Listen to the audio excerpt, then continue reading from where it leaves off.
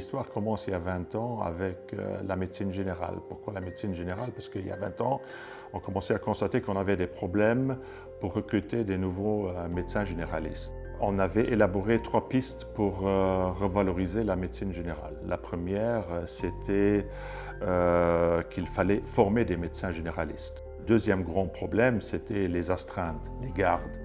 Troisième projet qu'on voulait mettre sur pied, c'était vraiment changer le fonctionnement de la médecine générale, donner des nouvelles lettres de noblesse à la médecine générale en donnant aux médecins généralistes le rôle de coordinateur du parcours de soins de leurs patients. Et pour cela, il y avait un projet qu'on avait élaboré il y a 20 ans, c'était le projet dossier médical global. Für dem Patient Doublon zu evitieren, für die richtige Medikation zu garantieren, für den Doktor zu erlauben, für den Parcours vom Patient zu können nachzuvollziehen, an wo ganz groß Gewicht auf Partnerschaft zwischen Patient und Doktor gelöst sollte gehen. Une des nouveautés était qu'on crée une agence, peu importe comment on l'appelait, mais qu'on crée une agence pour gérer le dossier de soins partagés. Das ist ein wichtiger Teil von der Gesundheitsreform von 2010, wo wir den wichtigen Pilier von der Informatik am Dienst von der Medizin, am Dienst von dem Patient wollten heranbringen. Wir haben nu van Genommen geschafft.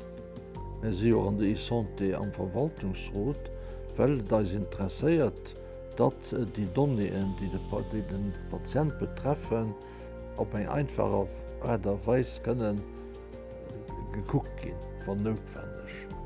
Aber wir fanden, dass das mit dem DSP eine Möglichkeit wäre.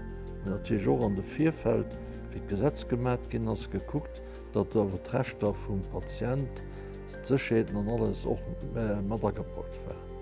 À un moment donné, j'entendais parler de quelqu'un qui, en France, dans la Franche-Comté, il avait monté un projet de partage de données digitales et qui était quelque part un peu en avance en France.